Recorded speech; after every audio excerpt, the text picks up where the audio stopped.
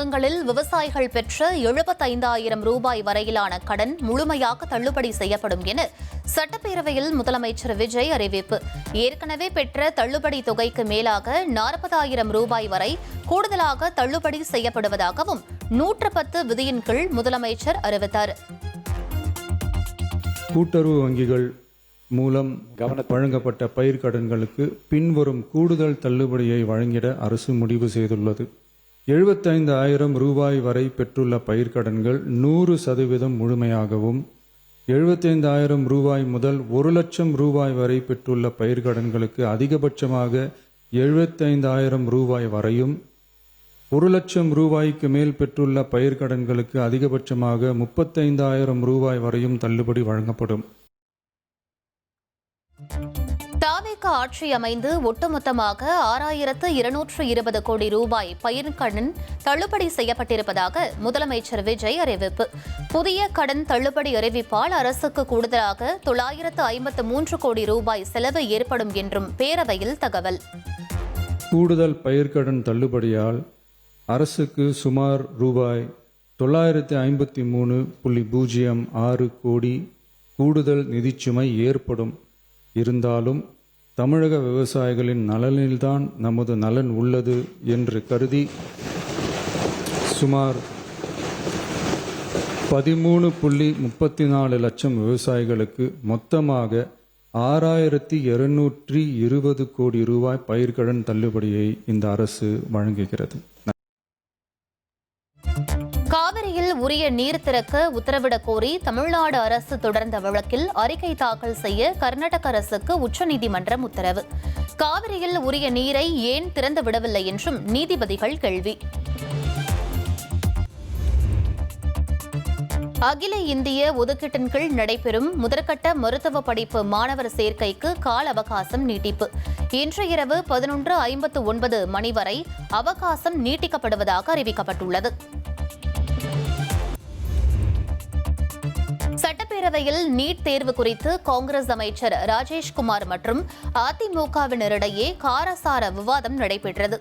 NEET தேர்வு வந்ததற்கு காங்கிரஸ் தான் காரணம் என எடப்பாடி பழனிசாமி குற்றம் சாட்டினார்.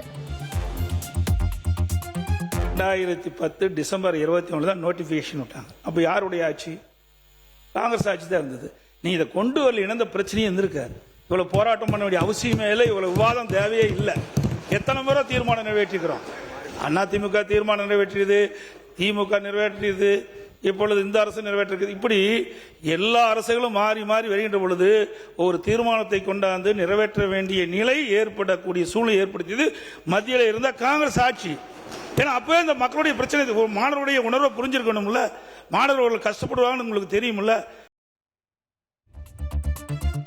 நீட் தேர்வு விவகாரத்தில் தாவேக அரசு பின்வாங்காது என அமைச்சர் அருண்ராஜ் பேசினார். நீட் விவகாரத்தில் சட்ட போராட்டம் தொடரும் எனவும் திட்டவட்டமாக தெரிவித்துள்ளார். மருத்துவ கனவோடு காத்திருக்கும் மாணவர்களின் நெஞ்சில் நெருப்பாக எரியும் நீட் தேர்வு. மாநில மாணவர்களின் கல்வி உரிமையை பறிக்கும் இந்த நீட் தேர்வை ரத்து செய்துவிட்டு 12ஆம் வகுப்பு பொதுத் தேர்வு மதிப்பெண் அடிப்படையிலேயே மருத்துவ சேர்க்கையை மீண்டும் நிலைநிறுத்த வேண்டும் என ஒன்றிய அரசை நமது அரசு தொடர்ந்து வலியுறுத்தி வருகிறது. தமிழ்நாட்டு மாணவர்களின் மருத்துவ கனவுகளுக்காக குரல் கொடுப்பதிலும் சட்ட போராட்டம் நடத்துவதிலும் இந்த அரசு ஒருபோதும் பின்வாங்காது என்பதை திட்டவட்டமாக தெரிவித்துக் கொள்கிறேன். நீட் எதிர்ப்பு போராட்டத்திற்கு தமிழக அரசு எதிரானது அல்ல என சென்னை உயர்நீதிமன்றத்தில் விளக்கம் அளிக்கப்பட்டுள்ளது. பேரணிக்கு அனுமதி மறுக்கப்பட்டது தொடர்பான வழக்கு விசாரணையில் நீட் தேர்வுக்கு எதிராக தீர்மானம் நிறைவேற்றியதை சுட்டிக்காட்டி தமிழக அரசு வாதம். மருத்துவத்துறைக்கு 115 புதிய அறிவிப்புகளை அமைச்சர் அருண்ராஜ் வெளியிட்டார். அனைத்து மாவட்டங்களிலும் போதை மறுவாழ்வு மையங்கள், 38 லட்சம் மூத்த குடிமக்களுக்கு இலவச மருத்துவ காப்பீடு திட்டம் உள்ளிட்டவை தொடங்கப்பட உள்ளன. 51 கோடி ரூபாய் மதிப்பீட்டில் நலம் ஒருங்கிணைந்த கட்டணமில்லா உடல்நல பரிசோதனை திட்டம் தொடங்கப்படும் என அமைச்சர் அருண்ராஜ் அறிவிப்பு. 30 வயதுக்கு மேற்பட்டோருக்கு ஆண்டிற்கு ஒருமுறை 14 அடிப்படை பரிசோதனைகள் மேற்கொள்ளப்படும் என கூறினார். தமிழகத்தில் 2,500 செவிலியர் பணியிடங்கள் உருவாக்கப்படும் என அமைச்சர் அருண்ராஜ் அறிவித்துள்ளார். 284 உயர் சிறப்பு மருத்துவ பணியிடங்கள் புதிதாக உருவாக்கப்படும் என்றும் கூறியுள்ளார். விசிக தமிழகத்தின் ஆளும் கட்சியாக வளர வேண்டும் என கட்சியின் மாநில மாநாட்டில் திருமாவளவன் பேச்சு. சிஎம் விஜயுடன் கூட்டணி வைத்திருப்பதாகவும் அவர் தெரிவித்தார். காலம் ஆளும் கட்சியோடு நாம் கூட்டணி வைத்தோம்.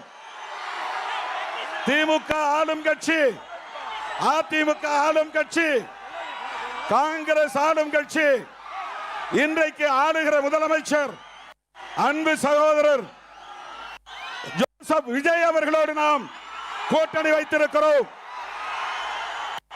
விடுதலை சிறுத்தைகளும் தமிழக வெற்றி கழகமும் இன்னைக்கு இந்த களத்தில், தமிழக அரசியல் களத்தில் இணைந்தே பயணிக்கும். விடுதலை சிறுத்தைகளும் ஆளும் கட்சியாக பரிணமிக்கும். அதிமுக எம்எல்ஏக்கள் ராஜினாமா விவகாரம் தொடர்பாக சென்னை உயர்நீதிமன்றத்தில் சபாநாயகர் ஜெயஸ்ரீ பிரபாகர் மனு அளித்துள்ளார். சுய விருப்பத்தின்படிதான் ராஜினாமா செய்தார்களா என விசாரித்ததாகவும், விசாரணையில் திருப்தியடைந்த பிறகே ராஜினாமா கடிதங்கள் ஏற்கப்பட்டன என்றும் மனுவில் கூறியுள்ளார். மின்வாரியத்தில் குறைந்த மதிப்பிலான கொள்முதல் மற்றும் பணிகளுக்கு 3 அடுக்கு குழு அறிக்கை கட்டாயமில்லை என தமிழ்நாடு மின் தொடரமைப்பு கழகம் தெரிவித்துள்ளது. பொருட்கள் மற்றும் பணிகள் கொள்முதலில் ஏற்படும் தாமதத்தை தவிர்க்க நடவடிக்கை. எழும்பூர் ரயில் நிலைய மறுசீரமைப்பு பணிகள் காரணமாக முக்கிய விரைவு ரயில்களின் சேவைகளில் மாற்றம் செய்யப்பட்டுள்ளது. மலைக்கோட்டை உள்ளிட்ட ரயில்கள் தாம்பரம், மாம்பலம் மற்றும் கடற்கரை வரை மட்டுமே பகுதியாக இயக்கப்படும் என தெரிவிக்கப்பட்டுள்ளது. நாடு முழுவதும் 14 மாநிலங்களில் தேசிய முகமைகள் நடத்திய அதிரடி சோதனைகள் மூலம் சுதந்திர தினத்தில் மிகப்பெரிய சதி முறியடிக்கப்பட்டிருப்பதாக உள்துறை அமைச்சர் அமித் ஷா தெரிவித்துள்ளார். பாகிஸ்தான் ஆதரவு பயங்கரவாத அமைப்பைச் சேர்ந்த 253 பேர் கைது செய்யப்பட்டிருப்பதாகவும் அமித் ஷா அறிக்கை. தேசிய தேர்வு முகமை சீர்திருத்தம் குறித்து உயர் அதிகாரிகளுடன் மத்திய கல்வி அமைச்சர் பிரகலாத் ஜோஷி ஆலோசனை. நீக்கப்பட்ட அதிகாரிகளுக்கு மாற்றாக புதிய அதிகாரிகள் நியமிக்கப்பட்டு வரும் நிலையில் சீர்திருத்த நடவடிக்கைகள் குறித்து அறிக்கை அளிக்க பிரகலாத் ஜோஷி உத்தரவிட்டுள்ளார். காங்கிரஸ் ஜேஎஸ்எஸ்சி, சிஜிஎல் உள்ளிட்ட அனைத்து அரசு தேர்வுகளையும் ரத்து செய்ய கோரிய மாணவர்களின் கோரிக்கையை ஏற்றது ஜார்க்கண்ட் அரசு. கோரிக்கைகள் ஏற்கப்பட்டதை அடுத்து ராஞ்சியில் மாணவர்கள் நடனமாடி உற்சாகமாக கொண்டாடி மகிழ்ந்தனர்.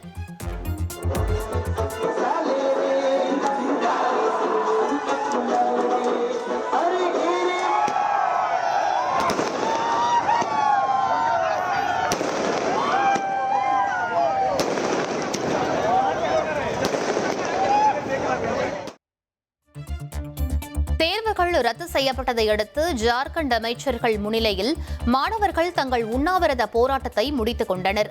நியாயமான விசாரணை நடத்தி தேர்வுகளை ரத்து செய்த முதலமைச்சருக்கும் அம்மாநில அரசுக்கும் மாணவர் தலைவர்கள் நன்றி கூறினர்.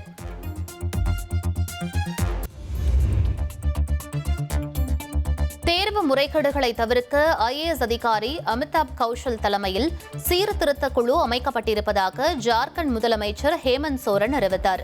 மாணவர்கள் மற்றும் நிபுணர்களின் கருத்துக்களை பெற்று ஒளிவு மறைவற்ற புதிய வழிகாட்டுதல்கள் உருவாக்கப்படும் என்றும் உறுதியளித்துள்ளார்.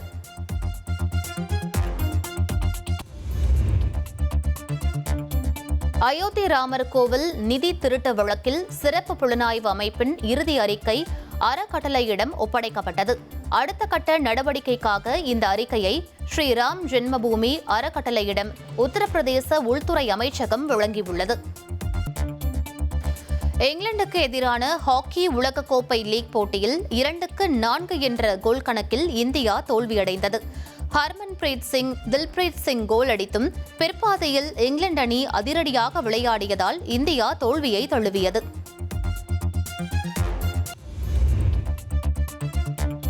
டிஎன்பிஎல் கிரிக்கெட் தொடரில் சென்னையில் செவ்வாய்க்கிழமை போட்டிகள் தொடங்குகின்றன.